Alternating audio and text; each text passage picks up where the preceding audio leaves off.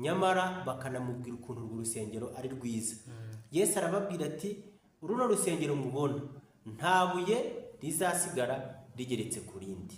Urwo rusengero narwo rero rwaje gusenywa mu mwaka wa 70 nyuma y'uko Yesu asubira mu ijuru, bitewe n'uko n'ubundi bakomeje kugoma. Hanyuma urusengero rwa gatanu ngira ngo tunasorezaho kugira ngo ubutaha noneho tuzatangire kuri rwa rwa mbere. Ubwo nta rusengero rwabagaho, iryo hema twarigereranya n'amatente y'uyu munsi. Yego, rwari nk'urusengero rugendanwa kuko urumva bahoraga bimuka, bararwimukanaga. Uyu Dawidi rero niwe watanze igitekerezo imbere y'Imana cyo kubaka urusengero noneho ruri fixe, ruri ahantu nk'uko tugenda tubona izi ngizi dusengeramo. Yego, Dawidi. Abakurikiye ubwami bw'Imana TV ndabashuje kandi mbahaye ikaze. Jewe ndi Nzayisenga Alphonse, hano ndi kumwe rero n'umukozi w'Imana, reka abibwire. Murakoze cyane Alphonse. Nitwa Ntezukobagira Alex, nkaba ndi umuvugabutumwa. Bahaye ikaze abadukurikiye mu izina rya Yesu. Alex, uyu munsi abantu bakurikiye ubwami bw'Imana TV babateganyirije iki? Murakoze cyane. Ikintu nabateganyirije, ndashaka ko tuganira ku ijambo ry'Imana n'ubundi nk'uko iyi YouTube channel ivuga. Ariko mbere yuko tuganira mukatubaza ibibazo, reka tubanze dusome n'ubundi ijambo ry'Imana dusanga mu butumwa bwiza ko bwanditswe na Matayo. Turasoma igice cya 24 umurongo wa 14. Dusome mu izina rya Yesu. Kandi ubutumwa bwiza bw'ubwami buzigishwa mu isi yose ngo bube ubuhamya bwo guhamiriza amahanga yose, nibwo imperuka izahera ko izi. N'aya magambo ngira ngo tuganireho agendanye n'ubwami bw'Imana, hanyuma namwe mukambaza ibibazo tugakomeza duhugurana muri uru rugendo. Yego. Uvuze ijambo rivuga ku butumwa bwiza bw'Imana. Ni ukuvuga ngo na kera intumwa zavugaga ubutumwa zikagenda zikwirakwiza ubutumwa hirya no hino. Uyu munsi ubutumwa buri kuvugwa n'abanyamadini, abanyamatorero atandukanye. Ese iyo urebye uburyo ubutumwa bw'uyu munsi buvugwa n'insengero ziriho zitandukanye z'amadini atandukanye, ariko ugasanga bose bahuriza ku ijambo Imana. Insengero z'uyu munsi n'iza kera wazigereranya ute? Zihuriye kuki cyangwa zitaniye kuki? Murakoze cyane. Icyo zihuriyeho ikitarusange n'Imana. Twese abavugabutumwa, abahanuzi babayeho mbere ndetse n'abandi bazakora uyu murimo nyuma yacu, twese duhuriye kwamamaza ubwami bw'Imana. Ariko uwo murimo ugakorwa binyuriye n'ubundi byanze bikunze mu nsengero. Nagira ngo rero mbere tubanze tuganire ku mateka y'insengero zagiye zibaho. Yego. Ko ntabwo twahita tugera muri kino gihe cy'uyu munsi tutabanje kumenya ngo abakurambere bacu bagendanye n'Imana gute, babayeho mu buhe buryo, ni ayahe masomo bikwiye kudusigira, kandi se ni iki dukwiye kubigiraho. Mu mateka y'abantu n'Imana habayeho insengero 5. Ubwo uyu munsi turi mu rusengero rwa 5. Nimvuga insengero ubyumve neza, ntabwo mvuga aho usengera cyangwa aho kanaka asengera. Ni uburyo, ni systeme y'insengero mu by'ukuri zabayeho zifatika, zizwi. Ubwo ari ukuvuga ngo insengero idini ntabwo ari urusengero. Ntabwo idini ari urusengero. Yego. Idini ni inzu. Imyizerere y'abantu runaka bashobora guhurira hamwe bagakora icyo bita idini. Insengero turi kuvuga, urusengero rwa mbere rwabayeho rwitwa ihema ry'ibonaniro. Nirwo rusengero rwabayeho mbere. Ni urusengero Imana yabanaga n'abantu ariko bakoresha ihema, atari mu buryo bw'inzu zubatse nk'uko bw'amatafari n'amabati cyangwa se n'amategura. Urwo rusengero rwabayeho kandi Imana irukoreramo ikajya ivugana n'abantu bayo. Ese ubwo ihema ry'ibonaniro twayigereranya n'inzu ikorerwamo iteraniro y'uyu munsi? Yego, niko byari bimeze. Ariko urumva kera kera ntabwo habagaho inzu nyinshi zo gusengeramo cyangwa se amadini menshi. Ni ukuvuga ngo ibi byagiye biza nyuma mu myizerere y'abantu itandukanye.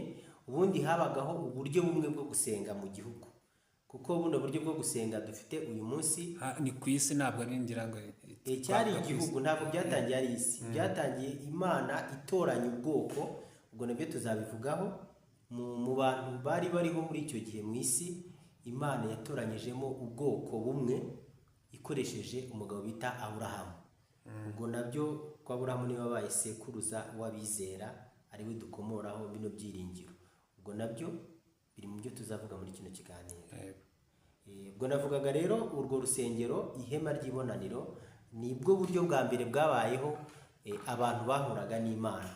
Hari ahantu bateguye, ubwo nagira ngo mvuge mu ncamake, kuko tuzavuga mu by'ukuri ngo ihema ry'ibonaniro ryari ryubatse gute, ryakorwagamo n'abande, ryakorerwagamo ibiki, Imana yazagamo gute, iyo protokole yose tuzayivugaho.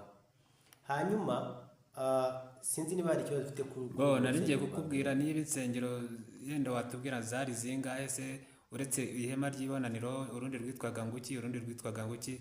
Hanyuma uyu munsi ukatubwira protokole y'ihema ry'ibonaniro, hanyuma izindi tukazagenda tuzireba mu biganiro bizakurikira. Yego, nta kibazo. Ariko njye numvaga icyiza, numvaga twazitondekanya zose uko zimeze kugera ku rw'uyu munsi. Hanyuma noneho mu biganiro bikurikira tukazagenda tuvuga ngo ihema ry'ibonaniro ryari ryubatse gute. Yego, niba ntacyo bitwaye tugiye kuri uwo murongo. Urusengero rwa kabiri rwabayeho rero ni urusengero rwatekerejwe n'umukozi w'Imana, yari umwami wa Isirayeli witwa Dawidi. Dawidi ndumva umuzi. Dawidi ni umuntu Imana yahaye igikundiro cyo kuba umwami, ariko agaragara nk'umuntu utabikwiriye, kubera ko Imana yamurutishije bakuru be bari n'abasirikare, bari abantu bakomeye. Ni umwana uvuka mu muryango w'umugabo witwaga Yesayi. Uwo rero yagiriwe igikundiro cyo gusimbura umwami wari uriho. Ubundi kera umwami yasimburwaga n'umuhungu we. Ntabwo rero uyu Dawidi avuka mu muryango w'abami, ahubwo Imana yaramukunze imutoranya mu wundi muryango kugira ngo abe umwami.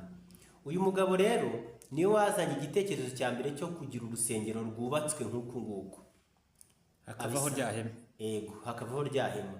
Abisaba Imana, aravuga ati ndifuza kukubakira inzu ituwe, iri ahantu hameze neza, ifite ibikoresho byose. Ubwo nta rusengero rwabagaho, iryo hema twarigereranya n'amatente y'uyu munsi. Yego, rwari nk'urusengero rugendanwa, kuko urumva bahoraga bimuka, bararwimukanaga. Uyu Dawidi rero niwe watanze igitekerezo imbere y'Imana cyo kubaka urusengero noneho ruri fixe, ruri ahantu nk'uko tugenda tubona izi ngizi dusengeramo.